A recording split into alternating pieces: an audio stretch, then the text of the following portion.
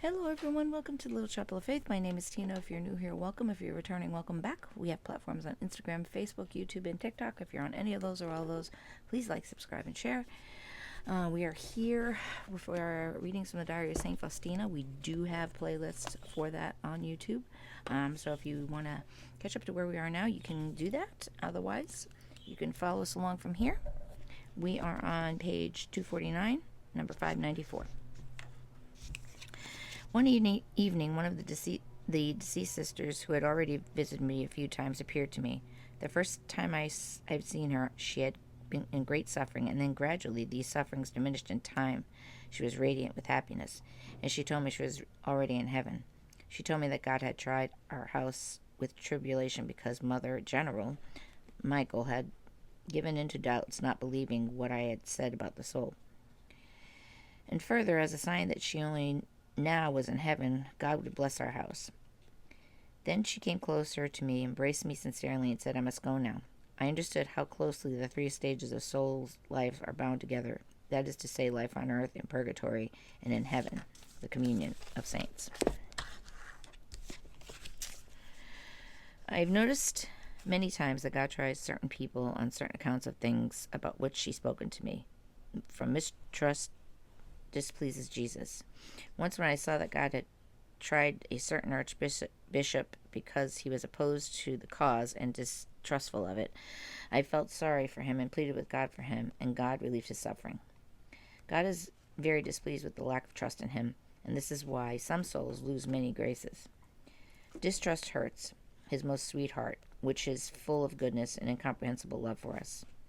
A priest should sometimes be distrustful in order to be better, ascertain the genuineness of gifts bestowed on a given soul, and when he does so in order to direct the soul to deeper union with God, his will be great and incomprehensible reward indeed. But there is a great difference between this and disrespect and distrust of divine graces in a soul simply because one cannot comprehend and penetrate these things with one's mind, and this latter is displeasing to the Lord. I greatly pity souls who encounter inexperienced priests. Once a certain priest, Father Sopochko, asked me to pray for him. I promised to pray and asked for mortification. When I received permission for a certain mortification, I felt a great desire to give up all the graces that God's goodness would intend for me that day in favor of the priest, and I asked the Lord Jesus to deign to bestow on me all sufferings and afflictions, both exterior and spiritual, that the priest would have had to suffer during the day.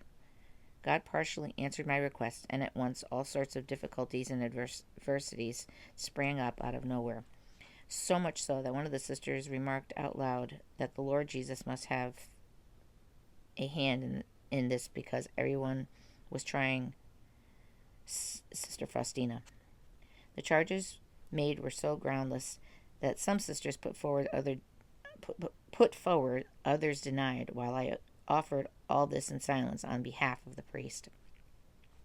But that was not all. I began to experience interior sufferings. First, I was seized by depression and aversion towards the sisters. Then a kind of uncertainty began to trouble me. I could not recollect myself during prayer, and various things would take hold of my mind. When tired out, I entered the chapel. A strange pain seized my soul, and I began to weep softly. Then I heard in my soul a voice saying, My daughter, why are you weeping? After all, you offered to undertake these sufferings. Know that you have taken upon yourself, for that soul is only a small portion. He is suffering much more. And I asked the Lord, why are you treat him like that? The Lord answered me that it was for the triple crown meant for him, that of virginity, priesthood, and martyrdom.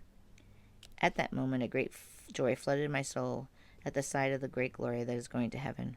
Right away I said the Te Deum, and for this grace of God, namely, of learning how God treats those he intends to have close to himself. Thus, all the sufferings are nothing in comparison with what awaits us in heaven. We're going to leave it there today because I'm having my eyes are giving me a problem today. But hey, I did pretty good this week so far. So we will be back tomorrow with more of the Diary of Saint Faustina. Until then, be well, be safe, be kind to each other. God bless you all.